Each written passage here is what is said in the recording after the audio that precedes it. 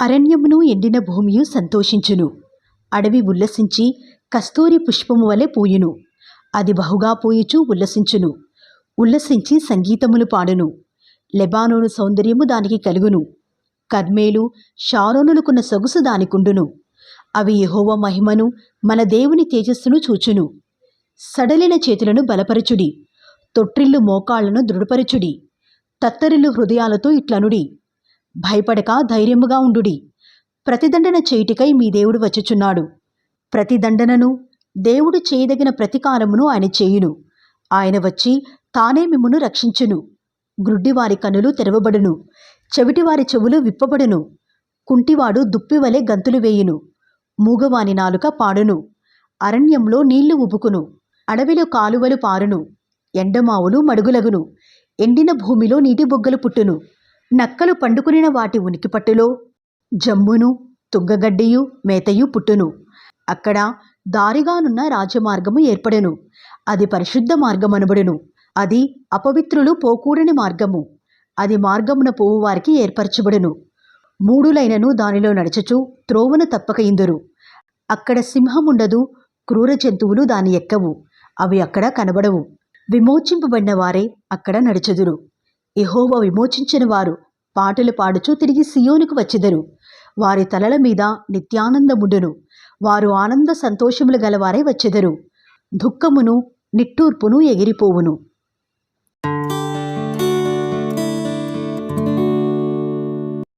హిజ్కియా రాజు యొక్క 14వ సంవత్సరమున అష్షూరు రాజైన సన్హెరీబు యూదా దేశంలోని ప్రాకారము గల పట్టణములన్నిటి మీదికి వచ్చి వాటిని పట్టుకునెను. అంతటా అష్షూరు రాజు రబ్షాకేను లాకీషు పట్టణము నుండి యెరూషలేమునందున్న రాజైన హిజ్కియా మీదికి బహు గొప్ప సేనతో పంపెను. వారు చాకిరేవు మార్గమందున్న మెరక కొలను కాలువ యుద్ధ ప్రవేశింపగా హిల్కియా కుమారుడును రాజు గృహ నిర్వాహకుడునైన ఎల్యాకీమును, శాస్త్రియగు షెబ్నాయిను, రాజ్యపు దస్తావేజుల మీదనున్న ఆసాపు కుమారుడగు యోవాహును వారి యుద్ధకు పోయిరి. అప్పుడు రబ్షాకే వారితో ఇట్లనెను, ఈ మాట హిజ్కియాతో తెలియచెప్పుడి.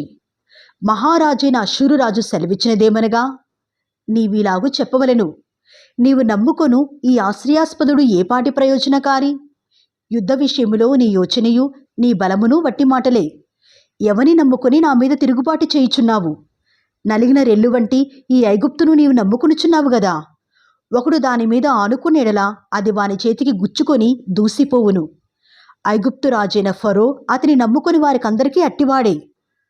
మా దేవుడైన యెహోవాను మేము నమ్ముకొనుచున్నామని మీరు నాతో చెప్పెదరేమో. సరే, యెరూషలేమునందున్న ఈ బలిపీఠమునొద్ద మాత్రమే మీరు నమస్కారము చేయవలనని యూదా వారికిని యెరూషలేము వారికిని ఆజ్ఞ ఇచ్చి, హిజ్కియా ఎవని ఉన్నత స్థలములను బలిపీఠములను పడగొట్టెనో ఆయనే గద యెహోవా. కావున చిత్తగించి అష్షూరు రాజైన నా ఏలిన వానితో పందెము వేయుము. 2000 గుర్రముల మీద రౌతులను ఎక్కించుటకు నీకు శక్తి ఉన్నెడలా నేను వాటిని నీకిచ్చెదను. లేని ఎడల నా యజమానుని సేవకులలో అత్యల్పుడైన అధిపతియగు ఒకని నీవేలాగూ ఎదిరింతువు. రథములను రౌతులను పంపునని ఐగుప్తు రాజును నీవు ఆశ్రయించుకొంటివే. యెహోవా సెలవు నొందకయే ఈ దేశమును పాడు చేయుటకు నేను వచ్చితినా? లేదు, ఆ దేశము మీదకు పోయి దాని పాడు చేయమని యెహోవా నాకు ఆజ్ఞ ఇచ్చెను అని చెప్పెను. ఎల్యాకీము, షెబ్నా, యోవాహు అనువారు, చిత్తగించుము, నీ దాసులమైన మాకు సిరియా భాష తెలియను గనక దానితో మాటలాడము.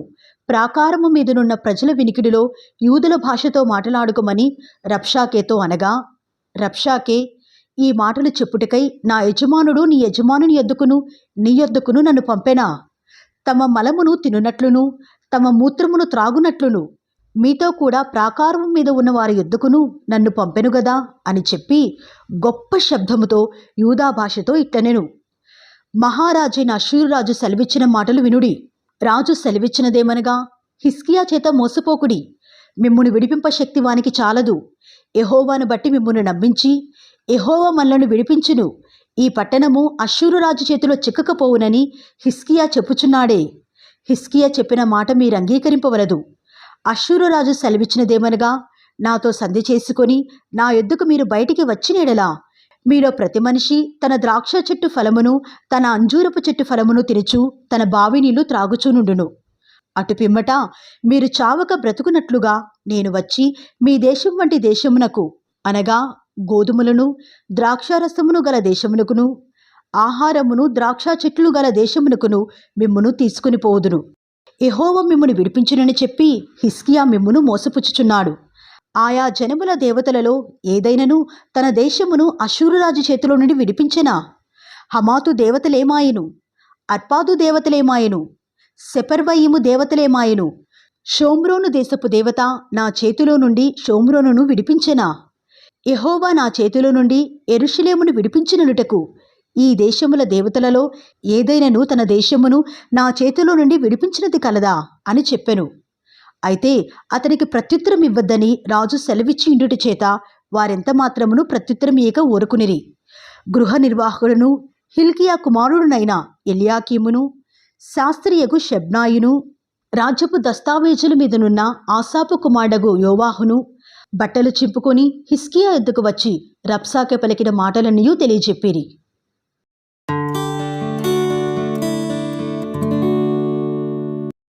హిజ్కియా విని తన బట్టలు చింపుకొని గోనెపట్టె కట్టుకొని యెహోవా మందిరమునకు పోయి గృహ నిర్వాహకుడగు ఎల్యాకీమును శాస్త్రియగు షెబ్నాను యాజకులలో పెద్దలను ఆమోజు కుమారుడును ప్రవక్తియైన యెషయా ఎద్దుకు పంపెను. వీరు గోనెపట్టె కట్టుకునిన వారై అతని ఎద్దుకు వచ్చి అతనితో ఇట్లనిరి: హిజ్కియా సెలవిచ్చినదేమనగా, ఈ దినము శ్రమయు శిక్షయు దూషణయు గల దినము. పిల్లలు పుట్టవచ్చిరి గాని కనుటకు శక్తి చాలదు. జీవము గల దేవుని దూషించుటకై అష్షూరు రాజైన తన యజమానుని చేత పంపబడిన రబ్షాకే పలికిన మాటలు నీ దేవుడైన యెహోవా ఒకవేళ ఆలకించి నీ దేవుడైన యెహోవాకు వినబడియున్న ఆ మాటలను బట్టి ఆయన అష్షూరు రాజును గద్దించునేమో. కాబట్టి నిలచిన శేషము కొరకు నీవు హెచ్చుగా ప్రార్థన చేయుము. రాజైన హిజ్కియా సేవకులు యెషయా యొద్దకు రాగా యెషయా వారితో ఇట్లనెను: మీ యజమానునికి ఈ మాట తెలియజేయుడి. యెహోవా సెలవిచ్చినదేమనగా, అష్షూరు రాజు సేవకులు నన్ను దూషింపగా నీవు వినిన మాటలకు భయపడవద్దు. అతనిలో ఒక ఆత్మను నేను పుట్టింతును. వదంతి విని తన దేశమునకు వెళ్ళిపోవును. అతని దేశమందు ఖడ్గము చేత అతనిని కూలజేయుదును. అష్షూరు రాజు లాకీషు పట్టణమును విడిచి వెళ్ళి లిబ్నా మీద యుద్ధము చేయుచుండగా రబ్షాకే పోయి అతని కలుసుకొనెను.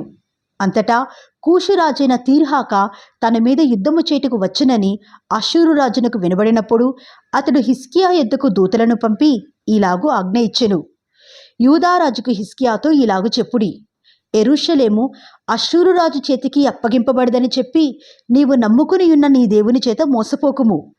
అష్షూరు రాజులు సకల దేశములను బొత్తిగా నశింపజేసిన సంగతి నీకు వినబడినది గదా. నీవు మాత్రము తప్పించుకుందువా?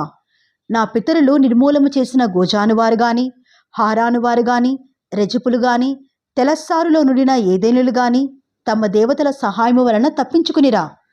హమాతు రాజు ఏమాయెను? అర్పాదు రాజును సెపర్వయీము హేనా ఇవ్వా అను పట్టణముల రాజులను ఏమైరి అని వ్రాసిరి. హిజ్కియా దూతల చేతిలో నుండి ఆ ఉత్తరము తీసుకుని చదివి యెహోవా మందిరంలోనికి పోయి యెహోవా సన్నిధిని దాన్ని విప్పిపరచి యెహోవా సన్నిధిని ఇట్లని ప్రార్థన చేసెను: యెహోవా, కెరూబుల మధ్యను నివసించుచున్న ఇశ్రాయేలీయుల దేవా, భూమి ఆకాశములను కలిగి చేసిన అద్వితీయ దేవా, నీవు లోకమందున్న సకల రాజ్యములకు దేవుడివై ఉన్నావు. సైన్యములకధిపతివగు యెహోవా, చెవియొగ్గి ఆలకించుము. యెహోవా, కన్నులు తెరచి దృష్టించుము. జీవము గల దేవుడైన నిన్ను దూషించుటకై సన్హెరీబు పంపిన వాని మాటలను చెవినిబెట్టుము. యెహోవా, అష్షూరు రాజులు ఆ జనములను వారి దేశములను పాడు చేసి వారి దేవతలను అగ్నిలో వేసినది నిజమే. ఆ రాజ్యముల దేవతలు నిజమైన దేవుడు కాక మనుష్యుల చేత చేయబడిన కర్రలు రాళ్ళు గాని దేవతలు కావు. కనుక వారు వారిని నిర్మూలము చేసిరి.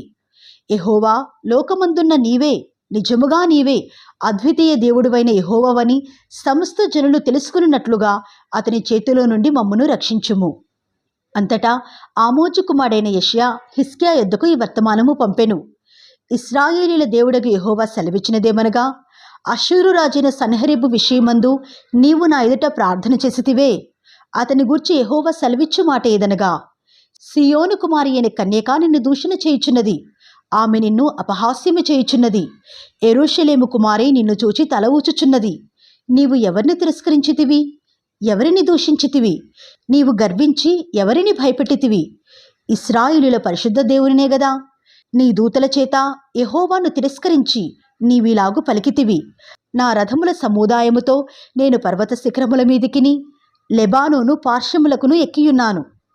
ఎత్తుగల దాని దేవదారు వృక్షములను శ్రేష్టమైన సరళ వృక్షములను నరికివేసియున్నాను.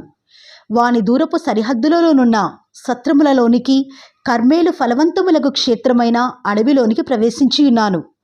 నేను త్రవ్వి నీళ్లు పానము చేసియున్నాను. నా అరకాలి చేత నేను దిట్టమైన స్థలముల నదులనన్నిటినీ ఎండిపోచేసియున్నాను. నేనే పూర్వమందే దీన్ని కలుగజేసితిననియు పురాతన కాలమందే దీన్ని నిర్ణయించితిననియు నీకు వినబడలేదా? ప్రాకారములు గల పట్టణములను నీవు పాడుదిబ్బలుగా చేయుట నా వలనే సంభవించినది. కాబట్టి వాటి కాపురస్తులు బలహీనులై జడిసిరి, విభ్రాంతి నొంది పొలములోని గడ్డివలను కాడవేయిని చేలవలను అయిరి. నీవు కూర్చుండుటయు బయలు వెళ్ళుటయు లోపలికి వచ్చుటయు నా మీద వేయు రంకెలను నాకు తెలిసియున్నవి. నా మీద నీవు వేయు రంకెలను నీవు చేసిన కలహమును నా చెవిలో జొచ్చెను.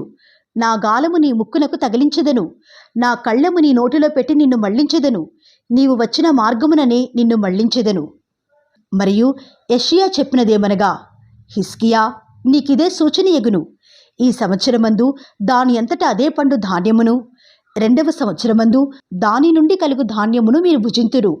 3వ సంవత్సరమున మీరు విత్తనము విత్తి చేలుకోయిదురు, ద్రాక్ష తోటలో నాటి వాటి ఫలమును అనుభవించుదురు. యూదా వంశములో తప్పించుకుని వారి శేషము ఇంకనూ క్రిందికి వేరుతన్ని మీదికి ఎదిగి ఫలించును. శేషించువారు యెరూషలేములో నుండి బయలుదేరుచు, తప్పించుకుని వారు సియోను కొండలో నుండి బయలుదేరుదురు. సైన్యములకు అధిపతియగు యెహోవా ఆసక్తి దీన్ని నెరవేర్చును.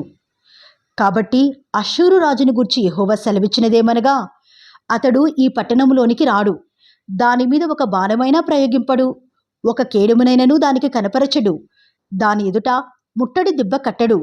ఈ పట్టణము లోపలికి రాక తాను వచ్చిన మార్గముననే అతడు తిరిగిపోవును. ఇదే యెహోవా వాక్కు. నా నిమిత్తమును నా సేవకుడైన దావీదు నిమిత్తమును నేను ఈ పట్టణమును కాపాడి రక్షించుదును. అంతటా యెహోవా దూత బయలుదేరి అష్షూరు వారి దండుపేటలో 185,000 మందిని మొత్తెను. ఉదయమున జనులు లేవగా వారందరూ మృతకళేబరములుగా ఉండిరి. అష్షూరు రాజైన సన్హెరీబు తిరిగిపోయి నినెవె పట్టణమునకు వచ్చి నివసించిన తరువాత అతడు నిస్రోకు అను తన దేవత మందిరమందు మ్రొక్కుచుండగా అతని కుమారులైన అద్రమ్మెలెకును షెరెజరును ఖడ్గముతో అతని చంపి అరారాతు దేశంలోనికి తప్పించుకుని పోయిరి. అప్పుడు అతని కుమారుడైన ఏసర్హద్దోను అతనికి మారుగా రాజాయెను.